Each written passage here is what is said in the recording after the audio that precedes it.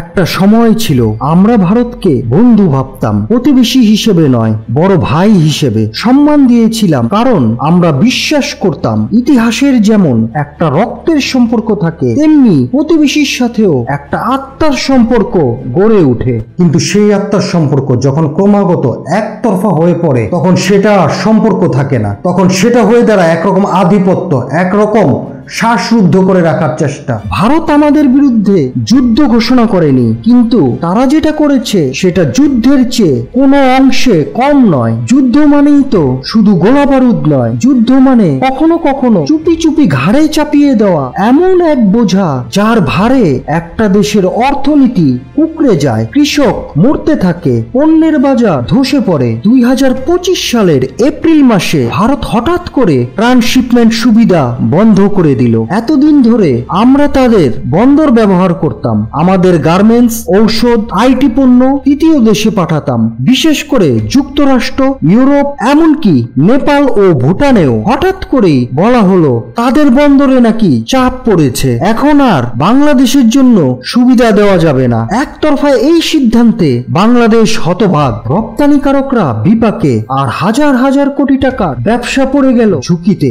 অথচ 2020 সাল থেকে এই সুবিধা চালু ছিল, কোনো সমস্যা ছিল না। তাহলে হঠাৎ এত সমস্যা কেন? কারণ স্পষ্ট, ভারত এখন বুঝে গেছে বাংলাদেশ আর আগের মতো একতরফা দয়ার ভিখারি নেই। এখন বাংলাদেশ নিজের পায়ে দাঁড়াতে চায়, চীনের সঙ্গে মিত্রতা করতে চায়, তিস্তার পানি নিয়ে লড়াই করতে চায়, আর সেই দৃঢ়চেতা বাংলাদেশ ভারতে সহ্য হচ্ছে না। তাই শুরু হয়েছে একটানা চাল, ট্রান্সশিপমেন্ট বন্ধ, সুতা ও কাঁচামালের দামে কারসাজি, কাস্টমস ও বন্দরে বাধা, ভারতীয় কোম্পানির ডিসকাউন্টের ছলে বাংলাদেশের বাজার দখল, সব মিলিয়ে এই ধরনের অঘোষিত বাণিজ্য যুদ্ধ যা চুপচাপ চালানো হচ্ছে বাংলাদেশের গলার উপর হাত রেখে। তাদের দ্বিতীয় চাল ছিল আরো ভয়ঙ্কর, বাংলাদেশের গার্মেন্টস খাতকে ধ্বংস করার পরিকল্পনা। বাংলাদেশের গার্মেন্টস খাতের প্রাণ হচ্ছে সুতা, আর সেই সুতার বড় অংশ আসে ভারত থেকে। তারা সুতা পাঠালো কম দামে, যাতে বাংলাদেশের নিজের সুতা উৎপাদনকারী মিলগুলো টিকতে না পারে। এর ফলে বাংলাদেশ প্রায় 4500টি টেক্সটাইল মিলের 30% উৎপাদন কমিয়ে দিতে বাধ্য হয়। এটা কি বন্ধুত্ব?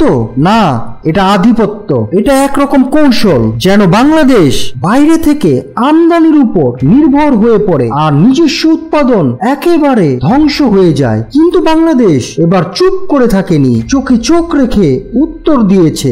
জাতীয় রাজস্ব বোর্ড স্পষ্ট জানিয়ে দিল 5টি স্থলবন্দর দিয়ে ভারতীয় সুতা আর ঢুকবে না। তবে ভারতের কৌশল এখানেই থেমে থাকেনি। তারা শুধু ব্যবসা করে না, রাজনীতি করে, কূটনীতি করে, এমনকি ধর্ম নিয়ে খেলা করে। তাদের মিডিয়া এখন বলতে শুরু করেছে বাংলাদেশে নাকি সংখ্যালঘু হিন্দুরা নিরাপদ না, আর এই অভিযোগ তুলে পশ্চিমা বিশ্বে বাংলাদেশের ভাবমূর্তি নষ্ট করার চেষ্টা চলছে। কিন্তু প্রশ্ন হচ্ছে, ভারতের মণিপুরে যখন আগুন জ্বলছে, মেঘালয়, নাগাল্যান্ডে বিচ্ছিন্নতাবাদ মাথাচাড়া দিয়ে উঠেছে, তখন তারা কি নিজেদের মুখ দেখে কথা বলে না? এই তো হলো সেই বন্দুকদের মুখোশ, যার আড়ালে লুকিয়ে আছে আগ্রাসনের থাবা। আরো একটা কৌশল, যেটা সবচেয়ে নোংরা, বাংলাদেশের কাস্টমস ও বন্দর ব্যবস্থায় পরিকল্পিতভাবে পচন ধরানো, যাতে দেশের পণ্য সীমান্তে আটকে যায়, সময় মতো আন্তর্জাতিক বাজারে পৌঁছতে না পারে। বিদেশি ক্রেতারা ভাবে বাংলাদেশ তো ঠিক মতো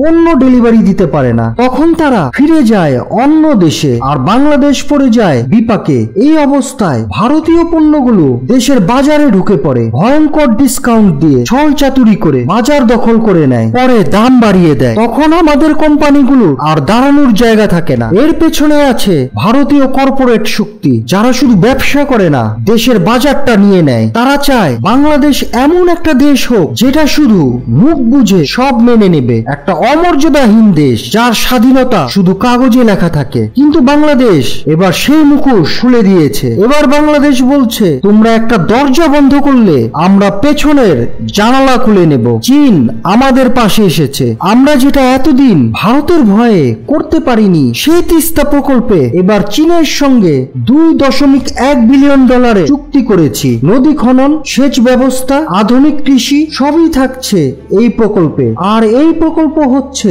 ভারতের সবচেয়ে স্পর্শকাতর এলাকা চিকেন নেক লালমনিরহাটে। ভারতের ভেতরের ঘুম হারাম হয়ে গেছে, কারণ তারা জানে এই এলাকাটাই তাদের উত্তর পূর্ব রাজ্যগুলোর প্রবেশদ্বার। আর সেখানে যদি চীনের প্রকাশনী বা পুঁজি ঢুকে পড়ে তাহলে ভারতীয় স্বার্থে আঁচ লেগে যাবে। বাংলাদেশ এবার স্পষ্ট বার্তা দিয়েছে, বন্ধু হতে চাইলে বন্ধু থাকো, কিন্তু শত্রুর মতো আচরণ করলে আমরাও চুপ থাকবো না। ট্রান্সশিপমেন্ট বন্ধ করবে, ঠিক আছে, আমরা এবার মায়ানমার, চীন, থাইল্যান্ড করিডোরের দিকে নজর দিব। কক্সবাজারে গভীর সমুদ্র বন্দর, মংলা পায়রা উন্নয়ন, রোড কানেকশন সবই আমাদের ট্রানজিট বিকল্প। ভারত সস্তা সুতা ঢুকিয়ে আমাদের মিল বন্ধ করে দিতে চেয়েছে, আমরা তাদের পণ্য আটকে দিয়েছি। ভারত বাজার দখল করতে চেয়েছে, আমরা বাজার তৈরি করেছি। তুরস্ক, চীন, পাকিস্তান, ইন্দোনেশিয়া থেকে মানসম্মত পণ্য আনছি। এবার খেলাটা পাল্টে গেছে, বাংলাদেশ আর মাথা নিচু করে থাকবে না। আমাদের ঘাড় সোজা, আমাদের পেছনে আছে 17 কোটি মানুষের সাহস, আত্মসম্মান আর এক মুঠো দেশের মাটির গন্ধ। এই গল্পটা একটা ষড়যন্ত্রের, কিন্তু এটা শেষ হবে বিজয়ের ঘোষণায়, কারণ আমরা বাংলাদেশ, মাথা উঁচু করে দাঁড়ানোর নাম বাংলাদেশ।